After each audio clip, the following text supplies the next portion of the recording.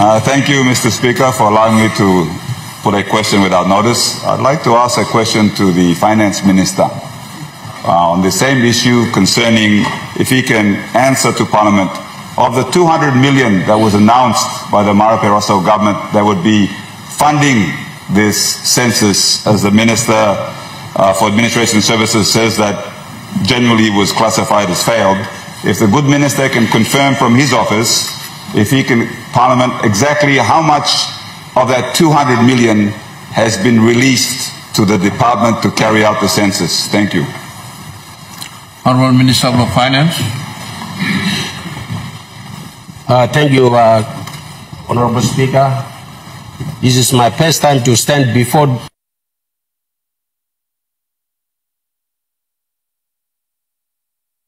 the people of this country through this Parliament, and this is my first question to answer. And I'd like to take this time to thank the Prime Minister for giving me this responsibility to serve as the Minister for Finance. Thank you.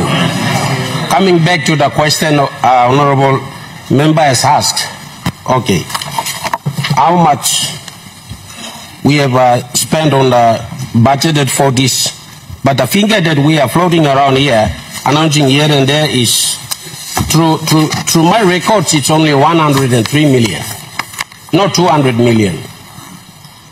And the total that was originally appropriated for the population census in 2024 is 53,900,000. A total of 50 million has been reappropriated, and the census making the current appropriation of 103.9 million.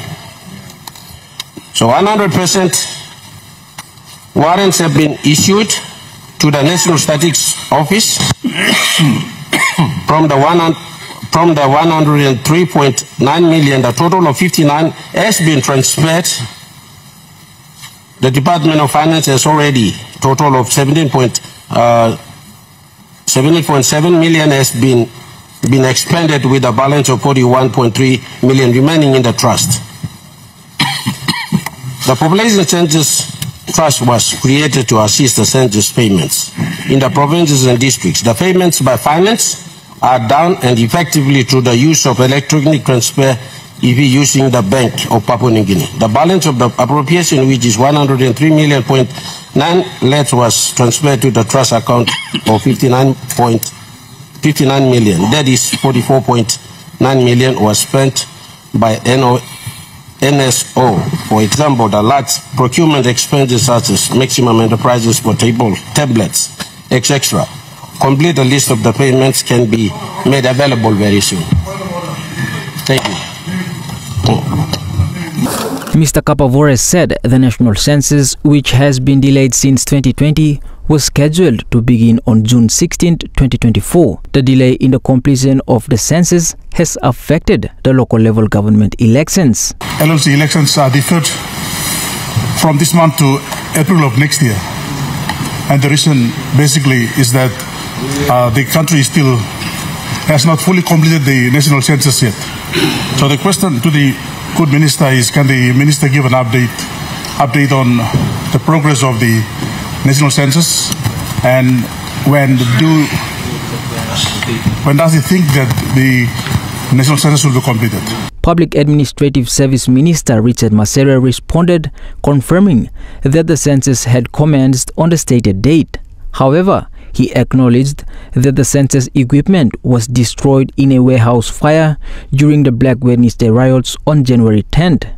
Despite these setbacks, Minister Masere highlighted that several provinces have successfully completed their census within the 2 months and 2 weeks since the process began. This important event simply because the event had been delayed since 2020, and it was important that the census took place this year. Before the census commenced in 16th of June, as you're aware, Mr. Speaker, and most of us members of Parliament were put under extreme pressure on the 10th of January, is that when census was preparing for that event that started on the 16th of June, most of the materials that were procured for the census were stored in the post-PNG warehouse at Konidobu. And during the event of 10th of January, which we generally refer to the Black Wednesday, most of the materials that were stored there were destroyed by arsonists during that event. The government allocated 200 million kina for the national census. In his subsequent inquiry, Hirikwari District MP Kit Idihu criticized the process, suggesting that the census has failed to meet expectations and requested information about the allowances relating to the event. And burdens on the districts. One them allowance only by making law looks away by come up law. People blow you me. We say go make him big hard work law ground because the people are still waiting for those allowances. LLG elections will have been deferred for the second time or third time this year to first quarter next year, April 2025, because census failed. By implication of that letter, the good minister is alluding that the census has failed. That's why LLG election is Surokim Goken. James Guken, National MTV News.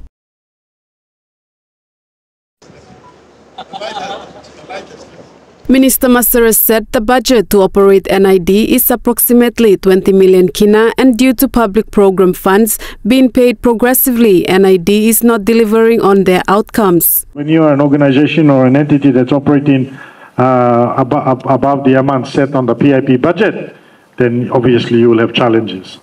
So one of the changes we are making or reforms we are bringing out is to bring NID under PNG Civil Registry so that it's part of a government-established agency.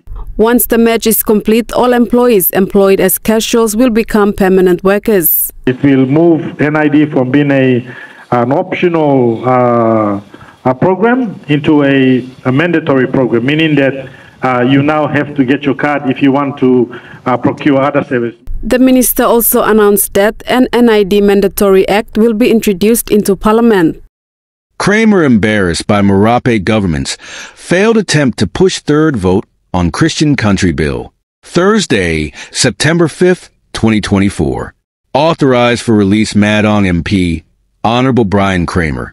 Today expressed his disappointment and embarrassment over the Marape government's failed and underhanded attempt to ambush Parliament in a bid to pass the constitutional amendment to declare Papua New Guinea a Christian country on the eve of the Pope visit. When Parliament resumed today, the government moved a motion without notice to suspend standing orders, bypassing the scheduled business of the day, which included questions without notice and private members' bills.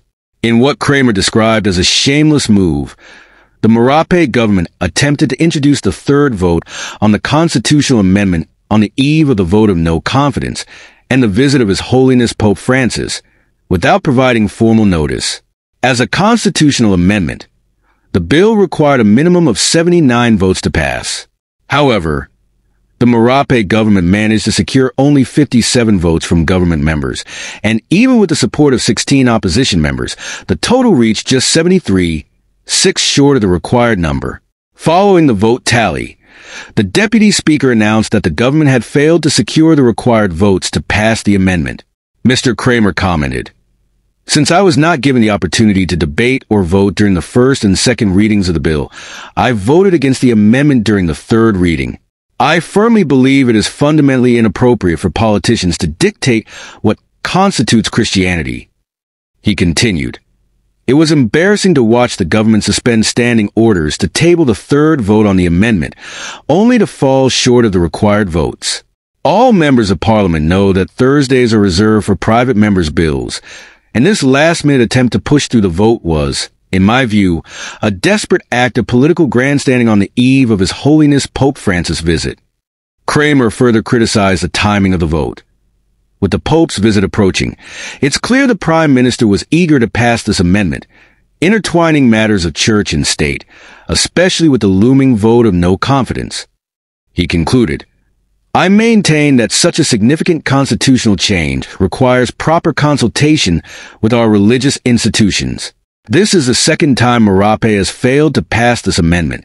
In closing, Mr. Krammer reminded the Prime Minister of Proverbs 29 verse 2 from King James Bible. "When the righteous are in authority, the people rejoice, But when the wicked beareth rule, the people mourn and suffer. Right now, the majority of people in PNG under Marape rule as Prime Minister are suffering. That in itself is an indication of the government's misplaced priorities, Mr. Krammer said. Media statement by Honorable Brian Krammer, MP,